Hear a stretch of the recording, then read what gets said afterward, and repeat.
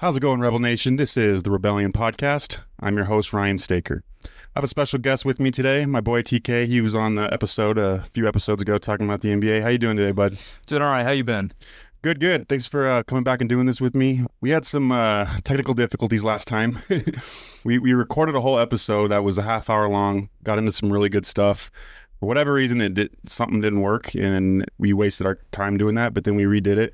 I just felt like that second one was a little rushed, you know? Yeah. It didn't feel as smooth as the first one, so unfortunately that, you know, the good news is we got a new computer now, so we should not have any issues, though. Probably jinxing it, right?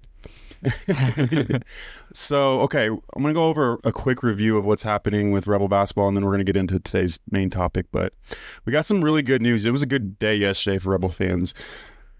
Josh Pastner got the job done in securing recommitments from some of our young guys, and also getting a few of our young players that were already on the team to stay committed to playing for the Scarlet and Gray next year. So that was exciting. So we got James Evans coming back for sure, Jacob Benarbi, Papa Njai, and then the incoming freshmen who are in high school right now, Mason Abaton and Tyron Jones. Now, Jones is a real big one, right? Because he's just been absolutely killing it in the AAU scene. I mean, 4-star recruit, very athletic. So that was really big news. And so Josh is off to a great start getting this, retaining these players, retaining this commits, and now he's got to fill out those remaining roster spots. Well, what do you think about this young core we got coming in next year? I mean, great young core. I mean, depending how long they stay on, could be a good 1 to 3 years. Yeah. I love it because these guys all have high ceiling, right? They're athletic. They have long arms. They could become really good players, but then you know how that goes. If they're too good, they get poached by a bigger school. That's the new college basketball. So I'd like to see us retain. There's Hicks, Henley, and Sherry. I think we still have a chance to bring back. I'm still waiting to hear on what those guys are going to do, but I'm all for bringing those three back and then picking up like 4 or 5 studs from the transfer portal, and then I think that will give Pastner a pretty good roster going into next year. So I didn't want to go too deep into that today because there's other stuff we want to talk about. So I'll do another episode on that maybe in a week or so when we start to take a look at next year's roster. So in our last episode, we talked about the NBA. We talked about, you know, we probably ruffled some feathers with our conversation, saying how players today are superior from players of the past. And that was a fun conversation. So today what I wanted to talk about was college versus the NBA. Okay, so one thing I've noticed, there's a lot of people that are NBA fans but don't watch college. And there's a lot of people that love college basketball or all college basketball but don't care about the NBA. So my best friend Kyle, he's an NBA guy, doesn't really watch college that much. He only watches college if there's some NBA prospects on the team. So like Kentucky, Kansas, those teams like that. Yeah. My dad's the opposite. He only watches college basketball and he does not like the NBA. The NBA is boring. That's what he always says. And a lot of times the anti-NBA people can't, like, they just have the same reasons for why they don't watch the NBA, but it's kind of like just what they hear other people say. They don't really go in depth into that. So I will just give my opinion first and foremost, and then I'll let you talk because I've been dominating the conversation so far. But I love both. I love college and the NBA. I am kind of a weirdo in the sense of like how my team is doing based on how well of a season they're having is how much focus and time and energy I put into following that particular, whether it's college or the NBA. So the Lakers, if they're having a bad season, it just puts me in a bad mood and I'm depressed, and I'll still watch Laker games, but I don't get as into the NBA as I do as if they're playing well. Okay. That's just how my brain works. Yeah. And then it's the same with college. If UNLV's having a bad season, I'll watch UNLV games, but then I'm not paying much attention to the rest of the nation because watching other teams win and look good is just like, man, our team sucks. Right. So that's kind of how I do it. But overall, I love both sports. I love the same sport, but you know what I mean? I love both college and NBA. So you're an NBA guy, and I know you don't really get into college. So what is your reason for like just focusing on NBA? Or have you just never given college a chance, or do you just go ahead? I'll let you talk. You know, what do you like? I wouldn't say I've never given college a chance. I've tried to watch it, and to me, it's like if I'm gonna watch a sport, I like to watch the guys that are the absolute best in the world. Like you're not going to turn on a college basketball game and see a guy like Kevin Durant who could shoot over anyone and do basically whatever he wants in the offense end. And that's just what I enjoy watching basketball, or just dominant athletes playing at the best. And it's the same reason why I don't watch college football as much, because if I'm going to watch a sport, I want to watch people who are the best. And also to me, I feel watching the NBA, it's a lot more even than watching college basketball. While like obviously in March Madness, you'll have the Cinderella stories or a 16 seed, but even look at this year, Final Four teams, all 1 seeds. And a lot of the games have been blowouts. Like when Bama played BYU, that game was what, like a 20-point win? And a lot of people had BYU winning, but Bama just came in and did their thing. And obviously I was more into that game because I'm a Bama fan. But I mean, overall, I think just seeing people at the absolute best, but also how even or more even the games are is why I've always been more of an NBA guy than a college guy.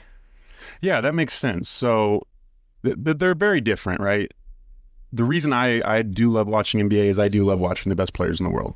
And it's like, you know, when you watch college and you watch the bench warmers get in, you could tell it's a big drop off in production. Like these guys are not that good, right? Yeah. Now, when you watch NBA, you could watch the bench warmers get in and do like a 360 windmill dunk and a sick crossover and a guy go off for 15 points in 3 minutes. Like, because the guys sitting the bench in the NBA are still like the best players in the world, right? Yeah. So I totally get that. So one thing I did want to kind of go over and take a look at is, so like I said, my boy Kyle, he's an NBA guy, but he has a very in-depth take on this conversation, right? So he kind of listed the pros and cons of each one. And so I wanted to go over those. And then I guess as we go along reading these, we'll just kind of give our thoughts on this. So pros for the NBA, game flows better. Yeah, I would say it flows better. You know, they're running similar sets, similar offenses. The pace is different. It's not like college where it's like you have a fast-paced team playing a team that likes to slow the ball down. That can kind of make things a little weird. And so yeah, I would say the game does seem to flow better. More athleticism. I mean, there's no question about that. I mean, you've talked about it. Like players today are the most athletic players we've ever seen, right? Mm-hmm. Yeah. So to me, that's fun to watch. Okay, and I think there's so much that goes into this conversation of like what entertains you, like why do you want to watch basketball, right? So yeah, that's very true. Another pro for the NBA: players are stars and not the coaches. I like this. So in college, you tend to root for more for the team than necessarily the players, and then the coach of that team is kind of the big star. Tom Izzo, Mike Krzyzewski, Kelvin Sampson, like they're the big name celebrity of the team because they're there every single year, decade after decade. And like, go ahead. Sorry. And I mean, like, if you look at it like of the best dynasties, okay, look at the Bulls dynasty. You don't go, oh, look at Phil Jackson, or was that coach at the time? Yeah.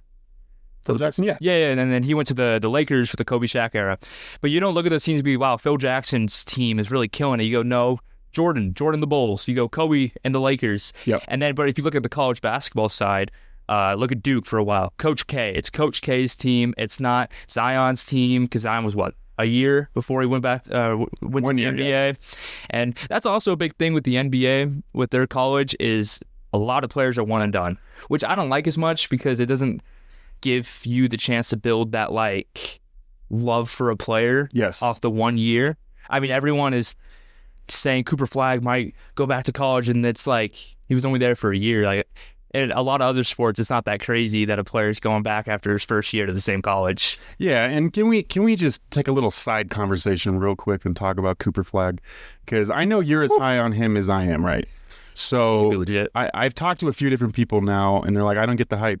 Like he's okay. Like people are trying to say he's like the next big thing, but I don't see it.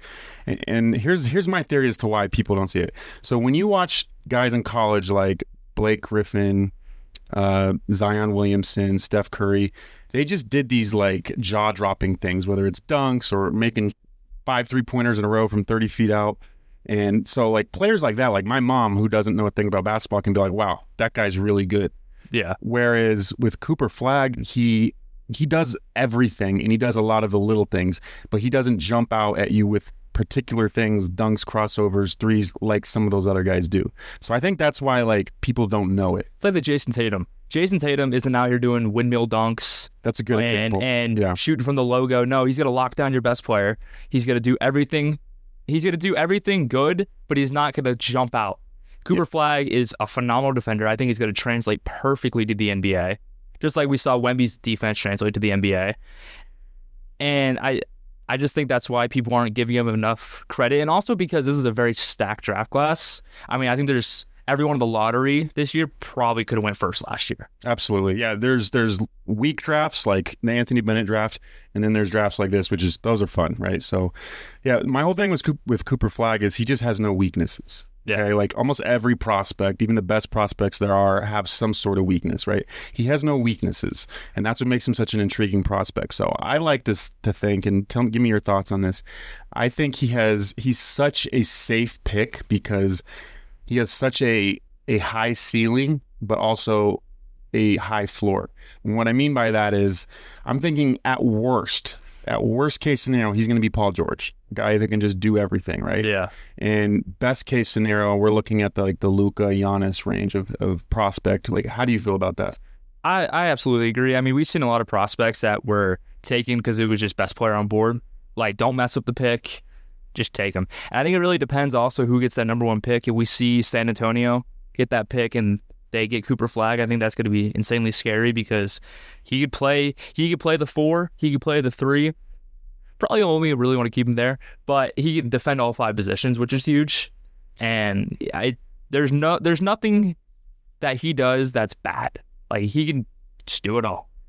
Yeah, and I know that we kind of got off track there for a bit, but that's just something that popped in my head that I wanted to get your opinion on. But yeah, definitely excited to watch Cooper Flag in the Final Four, and then also to watch him in the NBA next year. So all right, so to get back where we were, another NBA pro he has is most gossip out of all sports. I think what he means by that is it's talked about more. The trade talks, trade deadline. Like stuff. It's not, obviously football's a sport that's talked about the most, but it's talked about the most in terms of like, this player doesn't like this coach, or like there's all this drama going on here, and and LeBron doesn't like Stephen A. Smith, right? And I think that's fun, right? It's interesting, and so it gives a lot of content to talk about. So I'm assuming that's what he means by the most gossip out of all sports, and then like hearing stuff like, well, Anthony Edwards he's only like 23 years old and he already has like 5 kids with 5 different women and 216 months up front. That's the new yeah. So he paid, I think it was like $1,080,000 to a woman who for child support for 18 years. So he just did 18 years worth of child payments all at once, and he said, I don't want to see you again. Yeah, I don't want to see you again for 18. I feel bad for the kid, but the kid's gonna at least grow up with some money and some amazing genetics, I'll tell you that much. Oh yeah. Okay, now let's get into the cons for the NBA. Too many games. Yeah. I mean, it's me personally, I would like there to be less games, because I want to, if there's a good win, I want to like enjoy that win for a few days, and it's hard to keep up with this many games. And then because there's too many games, players don't get to rest as much, and that's why you're seeing players sit out all the time, which sucks for the fan. I personally would like it to be less games. I think like 68 would be a solid number. Yes. And I mean, we're seeing it a lot now. Like super good talents just get injury. Like look at Joel Embiid. Yes. I don't like Joel Embiid, but I will admit he's a phenomenal talent. At this point, I don't know if he's going to play basketball again. He's about to go into another knee surgery. Absolutely. And that's what you said is pretty nail in the head, pretty much why I wish there were less games. Because of like stuff like that. It's bad for the fans. And the reason why there's this many games, it's all about money. Yeah. Because each game makes a lot of money, and it's detrimental to the players, right? And that hurts the fans. So yeah, definitely agree with that as far as a con. Too many tanking teams. Yeah, that's not fun. There's like 5 or 6 teams every year that have this atrocious record. And it's like, even with the lottery, I feel like teams, like when you got to go like Cooper Flag or Wemby, they're willing to take the risk to be bad all year for a chance at that pick. Yeah. So yeah. I don't think the lottery really solved anything. I do like the concept of the lottery. Yeah. Just don't think it really solved the problem. Well, I just think, I don't know. Tell me if I'm wrong, because you're more of an NFL guy, but like I don't see NFL teams tanking like NBA teams do. I feel they're more so, their job's on the line. They need to win games. Maybe there's some tanking, but it's not as bad as the NBA. What do you think? I feel like the big difference is when you play an NFL game, there's 22 guys on the field for both sides of the ball. For the NBA, it's 5. So one player can really change your franchise a lot more than the NFL. So you don't see as many tanking teams because if they get that one player, the franchise isn't fixed. It's not like you're drafting a Wemby and like, okay, in 5 years, we're going to be a contender with just from getting this one guy and building around him. It doesn't really happen in the NFL. There's been very few times we've seen it happen, like Andrew Luck, but we saw that panned out, injuries, all that. And I just feel like that's the big difference is how many more people are on an NFL team that the one guy isn't going to solve your problems. Yeah, that's really smart. I that makes a lot of sense, obviously. Yeah, because if you draft a LeBron James, you're guaranteed to be, in the finals just within a couple years. Football, it's a little bit more complicated than that. So yeah, that makes a lot of sense for sure. Let's see where are we at on this. Stars sit out too many games. We talked about that. It's just not good for the fans. My buddy Jacob, he went to a Laker game a couple weeks ago. Super excited to see all the stars. They were playing. Who were they playing? Who the hell did the Lakers play 2 weeks ago?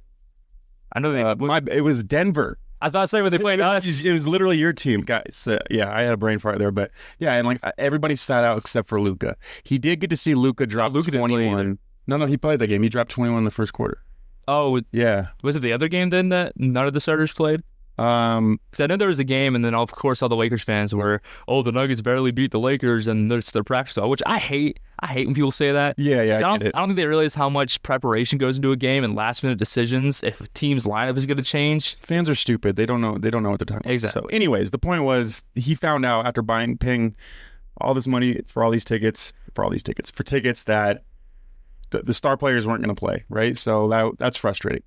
And then players complain to the refs too much. This is a really good one. This is ridiculous in the NBA. You don't see this in college. You do a little bit, but in college, it's like you're just taught, if you say anything to the refs, you're coming out of the game, and let the coach do that. And so a lot of times you see the coaches are the ones that are yelling at the refs instead of players. So how it should be. Yeah. Complaining to the refs in the NBA it's bad, right? It's really bad. LeBron and Luka might be two of the worst at that. And then those are like two of my favorite players now because they're on my team, but it's frustrating to watch. All right, so pros for college basketball: better atmosphere. And this is an opinion, but to me it's not a debate. The really big college basketball games, you have the whole student section, all the things they're doing with like all the signs, and they building all these big models, and they putting on these shows and performances, and they're all jumping up and down, and it gets extremely loud in there. It's just different than a professional basketball game atmosphere where the majority of the people in there are like people in their 30s and 40s because they actually can afford to go to the games. Whereas you get these drunk college kids, and it's an insane atmosphere that kind of rivals like European soccer.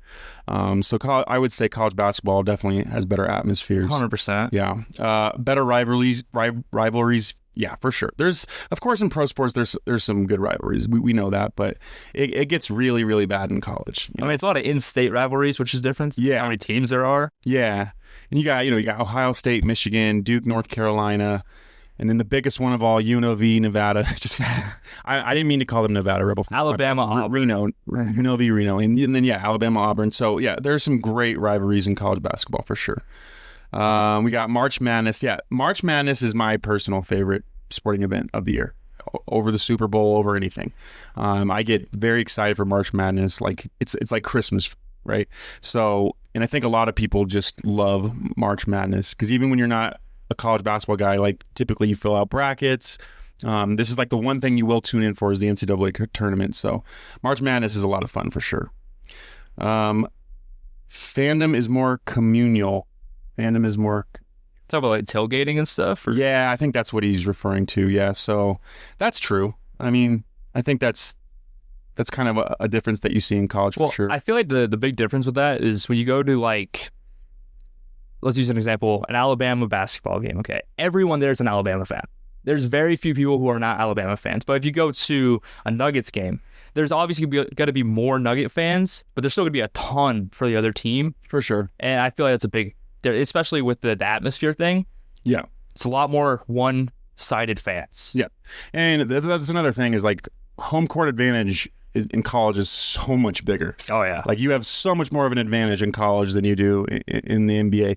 And I don't in the NBA, and I'm just pulling these numbers out of my rear end, but in the NBA, it might be like something like you have a 60% chance of winning at home and like a 40% chance to win on the road. In college, though, it's like 75, 80% chance of winning at home. And then winning on the road, if you're playing a good team, of course, it's a lot lower. So, yeah, that's very true. Okay, let's talk about some college basketball cons. It lacks stars, the stars of the coaches. So, we touched on that a little bit. And too much transferring, yeah. NIL has changed so much. It's a joke, dude. I hate it. It's every single year, it's just hitting the reset button. I think there should be a cap on it. That's the thing. It's like I do think these guys should be able to make some money, but there should be a cap on it. Yeah, so in my opinion, the two biggest problems is there's no cap with NIL. So all it does is these rich, powerful schools can just buy their teams, and just like Ohio State just did for football, they had a $20 million roster. Duke apparently has like a $50 million NIL budget for basketball. Like, that's just ridiculous. And it's making it to where mid-majors and smaller schools just have no chance. Okay, they have no chance. To me, it makes sense. Put a cap on it. $1 million, $500,000, something like that, and then be more strict about the transfer rule. Like it used to be, like a little while ago, if you transferred, you had to sit out a year. And then, if I'm not mistaken, if you had to transfer again, you had to go D2 or else you lost a year. Yeah. I'm not 100% on that one, but yeah, for a long time, if you transferred, you sat out a year. And transferring was it wasn't normal. Now it's like every team in college basketball, 80% of their roster is gone. And so you just have this new team every year. So fans can't get attached to players. Whereas you fall in love with these players in the NBA, like, because you get to see them 82 games a year for 5, 6, 7 plus years in a row, and you fall in love with them. You just don't get that in college. And like a big difference with the transferring is how it used to be before NIL. Someone would transfer because they're not getting play time. They want more of a role in their team, and now it's just either they want to win or they want a bunch of money. Most times it's the second option. Yeah, for sure. So another college basketball con: too much zone defense. Yeah, zone's not fun to watch. Get it? I hate watching the Heat. Yeah, so every now and then you see an NBA team play zone, and it's so rare that I actually just, I don't know, 10, 15 years ago or something, I found out, for some reason, I thought they weren't allowed to play zone in the NBA. I thought that was a rule back in like the 90s. Okay, it was a rule at one point. Okay, that makes sense. But yeah, because whenever I do have to watch a team playing zone, I'm like, this is so boring. Whereas college, they do that a lot, right? Yeah. So yeah, I definitely would agree with that. Let's see. Same schools tend to be good, lack parity. Yeah. Okay. So in the NBA, for example, and NFL is the same way. You can have one franchise just figure it out for that particular season, whether it's a coaching change or one new player added to their team, or just chemistry. For whatever reason, it works out for them that season, and now they're really good. I remember there was that random year where the Atlanta Hawks won like, and then they 60-something games. Then they bought in, and then after that, they just tanked down. Yeah. So, and especially with like NHL, there's so much parity. Like the worst team could beat the best team on their home ice. Like, it happens all the time, right? Yeah. Whereas college basketball, it does tend to seem like it's the same teams that dominate every single year, even in the Mountain West Conference, right? It's San Diego State, it's Boise. New Mexico's, historically they're up there, but it's kind of like it's not enough parity. So I would agree with that. Refs are too involved in games. See, this is my personal, of everything we're going over, this is my biggest college basketball con.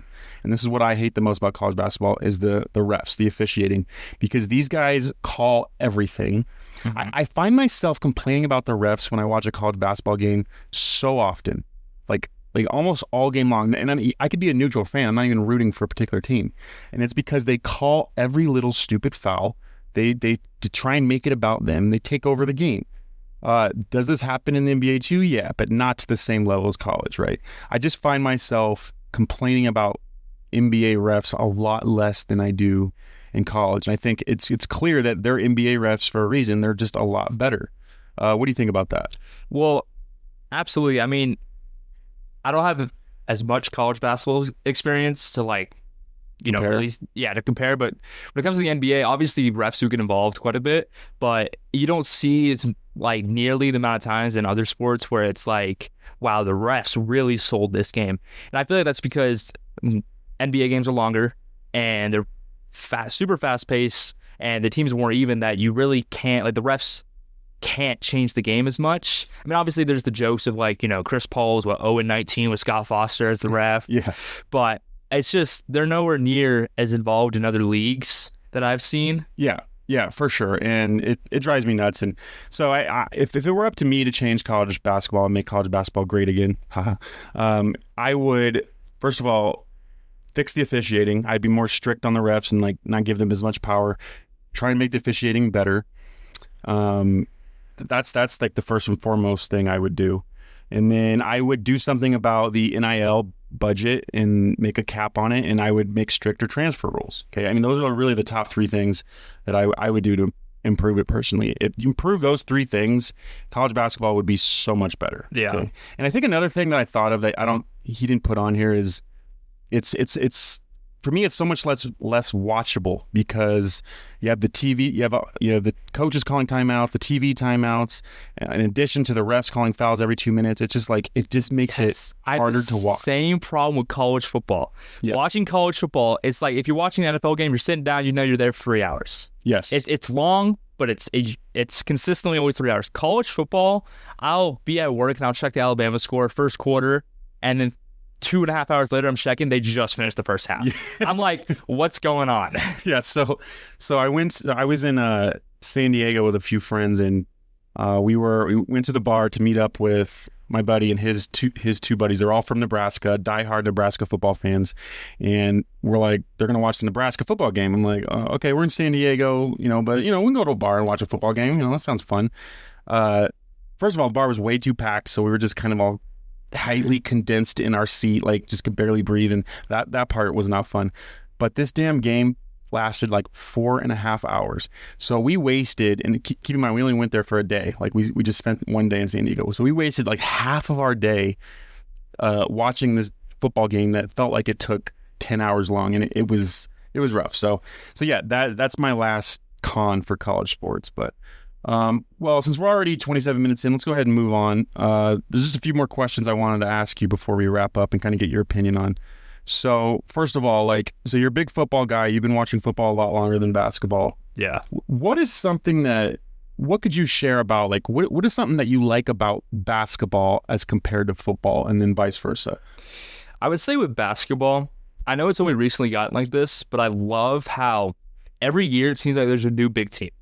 It really started when they introduced the second apron, and I hate the second apron mostly because it's killing my Nuggets. But overall, I think it's good for the sport because you see Boston last year was completely dominant. They're now the third best team in the league this year. Year before, Nuggets were the 1 seed all year. They then went down to the 2 seed. Now they're down to the 4 seed. The year before, you saw the Warriors. Warriors have been up and down since. Same with the Bucks. It's just every year it seems like there's a new dominant team. And with the NFL, it's not that way. We saw the Patriots dominate for 20 years. Growing up, hated them because Tom Brady won every single year. And then as soon as he was out, Patrick Mahomes comes in. They've been the best team in the league since about 2020. And every single year, they're at the very least in a conference championship or in a Super Bowl. And I feel like that's a big difference for watchability is there's a new dominant team every single year, and it's doesn't get repetitive after a while. Like at this point, watching the Chiefs is insufferable. Like I'm a Broncos fan. Agreed. We play them twice a year, and I hate watching those games because they all play out the same way. They take their time. Mahomes does a little pitter-patter on the sideline. He gets barely tapped, 15 yards. They move up the field. That's how they play, and it's hard to watch. But when you watch basketball, every game seems like it's way more competitive because of there's just a new dominant team every single year. Yeah, and I hadn't even really thought of it like that. Well, I mean, I did think of how the NFL seems like if you just get one franchise quarterback who's amazing, then it just seems like that team dominates every year. So that was true. That was a good point. But I didn't even think of it that way. Well, so that's smart. Yeah. So I as a Raider fan, I get tired of watching Mahomes play. It's so annoying. So yeah. So we're on the same page there. Okay. So I know you're a big UFC fan, right? Oh, yeah. So I got a couple hypothetical for you. Well, the first one's not hypothetical; it's just a straight up question, and then I got a hypothetical for you. So, who, in your opinion? Well, first of all, I'll just back up a little bit. I don't watch UFC as much as I used to. I was a big Brock Lesnar guy. I don't know why. I just was so into Brock Lesnar. It's the story. Yeah, his wrestling days. He's one of the greatest athletes ever. Like he almost made the team for the Minnesota Vikings just by trying out, just because he's that much of a freak. I used to love watching his workout tapes, and so I was a big Brock Lesnar guy. So I got really into UFC starting with him, and then Conor McGregor. He was like my favorite athlete at one point. I was so into Conor McGregor. Now he does a lot of questionable stuff on his personal life that I don't condone, but definitely loved watching him fight. Since then, I haven't been watching UFC as much anymore. I still really love the sport, but I'm not as knowledgeable as I used to be. So that's kind of like my background with UFC. I know you're very much in the thick of things right now. So I wanted to ask you, who do you think is the next biggest star coming up? So like Conor McGregor was the biggest star in the sport, and then we kind of know what's happened with him. So who do you think is the biggest upcoming star? Who's going to like take over this sport and that sense? I honestly have three answers, and it truly just depends on who's going to win these next couple fights. Because if you would have asked me before the last card, I would have said Pereira. Pereira just took a loss. That's going to hurt him a little bit. But now I would say, so there's, in the lightweight division, there's Islam Makhachev, who's absolutely killing it. But then there's also Ilia Topuria, who was the featherweight champion, and he vacated his belt to move up. That is a very Conor McGregor, Khabib kind of like dynamic going on, and I feel whoever wins that fight can really be elevated to the next level. But then also, I don't know if you've heard of, who Tom Aspinall is? Yeah. So he is going mega viral right now because as much as I love John Jones, I will say he is absolutely ducking him, and also a lot of people love to hate John Jones because he's not a good person. Right. And with Tom Aspinall, kind of finally like we're looking at a guy who very much can beat John Jones, which we haven't seen since Daniel Cormier, and even then Daniel Cormier was 38 years old. There was no chance he was winning that fight. And I think if he gets the fight against John Jones and he wins that fight, it's going to elevate the UFC in his career so much because we're going to see a dominant UFC heavyweight champion, which we haven't seen since, wouldn't even say Brock Lesnar. He was a big heavyweight, like a big name heavyweight, but he definitely was not dominant. No, people figured out how to beat Brock. Absolutely. same with Ronda Rousey. Yeah, I mean, both of them just strike with them and you're gonna win. Yeah. And I think if Tom Aspinall gets this win, he definitely could be the next big thing. And if Ilia Topuria beats Islam Makhachev, because a lot of people hate Islam just like they hate Khabib because they hate the fighting style. Either one of those guys, I think, can take that next level. Now, I don't think they're gonna take the Conor level because no one will ever reach that Conor level. And it was really because of the Floyd Mayweather thing, which I think honestly ruined his UFC career. I mean, taking 2 years off from MMA and then coming back. Yeah, that whole thing was a joke. But I think it's really going to be one of those two guys. Okay, cool. Yeah, no, that's a... Yeah, I've heard similar things from people that are currently watching UFC. So, that's could very well be the case. Okay, so this one's going to be fun. This is more like a fun little hypothetical, and then we'll call it a day. So... I want you to take prime Ndamukong Suh. Prime Ndamukong Suh, whenever he was at his athletic peak. Stomping on people's heads. Yeah, that freak of nature. One of the most, would you agree, is like one of the biggest freak of nature athletes ever? Oh, yeah. I mean, even Tom Brady said it. Okay, yeah. So give him, I'll say, 6 months of the best UFC training there is. Can he beat John Jones in a street fight? No. I was going to quick answer no. And I think it goes back to, you seen the whole Bradley Martin thing? Yeah, I actually do know about that, yeah. And it's like John Jones, his entire life has been fighting. I mean, since the age of, I think he was like 10 to 12, somewhere in there, he's been wrestling. And I think that's a big thing. And experience is very, 100%. And Ndamukong Suh is a huge guy, and I think he has a puncher's chance. But the second that fight goes to the ground, it's over. Yeah, John Jones, I was thinking the same thing. John Jones can just easily get on top, throw down his insane elbows that he somehow always opens a guy up with. I just think there'd be no chance. Who's the guy that you think Suh could beat that's like maybe like a big name fighter? Not like an obvious, like a 135-pound guy, not like a guy like that, because even then, Suh would just like toss him like a rag doll. Even then, I think if you give him the right 135-pounder, I think they could win. Okay, so maybe like a striker. You think Sue could be? Yeah, yeah. I Okay, mean, I think okay. if you gave him like a Sean O'Malley, I think he'd be Sean O'Malley. Okay, Sean O'Malley's a solid like BJJ guy, but no way he could handle him. okay, yeah. Because I just think about like the size and speed of some of these guys, and obviously size isn't everything in fighting. That's the whole point of picking a guy who's much bigger than John Jones. So Yeah. that's why I like to think about like what they could potentially be, if they had the right training. So it's kind of fun to think about. Yeah. Well, man, I wanted to thank you for coming here and doing this. I doesn't look like we're having any technical difficulties this time. I sure hope not. But, we'll have to have you back in the future, go over some more fun topics. And one thing I did want to ask you is, since football is like your main thing, and you understand it at like an elite level, I would say. Would you be willing to like cover UNLV football next year? Like watch a game and then give me your thoughts on the game. 100%. I mean, college football is such a big thing, and I've always kind of like not gotten into it because I never had a reason to.